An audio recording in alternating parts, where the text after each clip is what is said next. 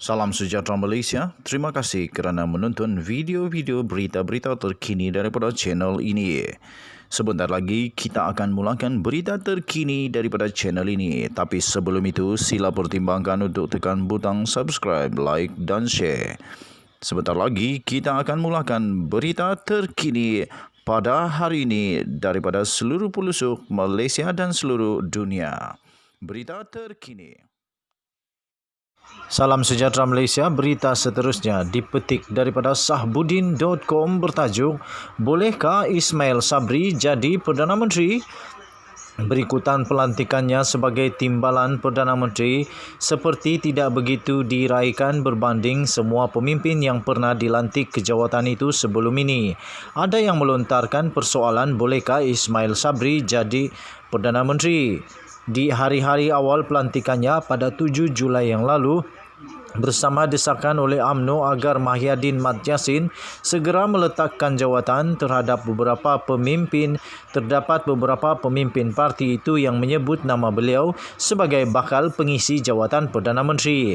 Seolah-olahnya dengan penarikan sokongan oleh UMNO itu, Mahyadin akan jatuh tersembam dan Ismail Sabri belum terus memangku jawatan tersebut. Tetapi selepas beberapa hari berlalu dan perkara itu tidak berlaku, sehinggalah ke hari ini di mana Mahyadin terus kekal di persada kuasanya, tidak kedengaran lagi nama Ismail Sabri disebut-sebut sebagai bakal Perdana Menteri. Lalu, berpeluang atau tidak sebenarnya beliau jadi Perdana Menteri? Meskipun rezeki mendapat jawatan adalah ketentuan yang hanya Tuhan yang saja yang tahu rahsianya, namun secara umumnya pelantikan seseorang untuk mengisi jawatan timbalan Perdana Menteri biasanya didorong oleh sekurang-kurangnya dua faktor. Pertama, untuk membantu Perdana Menteri dan kedua, dipersiapkan sebagai bakal Perdana Menteri. Tetapi Ismail Sabri tidak didorong oleh kedua-dua faktor itu sebagai sebab mengapa beliau dilantik oleh Mahyadin bagi mengisi jawatan timbalan Perdana Menteri.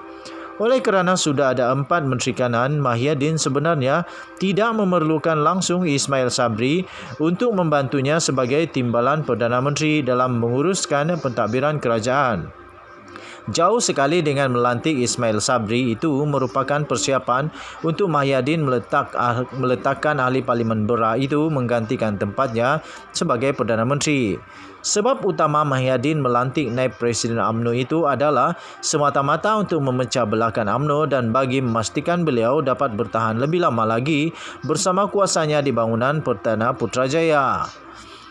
Itulah sebabnya beliau ditawarkan jawatan nombor 2 dalam kerajaan itu hanya beberapa jam sebelum MT UMNO bermesyuarat pada 7 Julai lalu yang jadualnya pada malam tersebut ialah untuk menentukan kedudukan parti itu dalam kerajaan PN. Jika Ismail Sabri dilantik kerana kelayakannya untuk menjadi Perdana Menteri, pengganti Perdana Menteri, pastilah sudah lama sebelum ini lagi Mahyadin melantiknya sebagai timbalan Perdana Menteri. Lagi pula memandangkan Mahyadin adalah daripada Bersatu dan kini secara rasminya telah dimusuhi oleh UMNO melalui keputusan menarik sokongan terhadapnya, tidak ada logik sama sekali beliau mahu menyerahkan kuasa secara percuma kepada pemimpin daripada parti yang sah bermusuh dengannya. Meskipun bermesyuarat MT UMNO pada 7 Julai lalu tetap mengambil ketetapan menarik sokongan terhadap Mahyadin, tetapi ia tidak disertai dengan penarikan diri UMNO secara rasmi daripada kerajaan. Malah, Ismail Sabri yang baru dinaikkan pangkat sebagaimana audio rakamannya dalam mesyuarat MT yang tular di media sosial telah mempertahankan pendirian tidak perlunya untuk waktu ini UMNO menarik diri daripada kerajaan. Di sinilah terselanya muslihat Mahyadin dalam melantik Ismail Sabri itu kerana akhirnya terbukti dengan pelantikan itu beliau tidak dijatuhkan walaupun setelah UMNO menarik sokongan terhadapnya. Sekian artikel ini dibaca daripada sahbudin.com. Sila maklum, artikel ini tidak menggambarkan pendirian dan pendapat daripada channel ini The Twin TV. Kita jumpa lagi. Selamat malam. Bye-bye.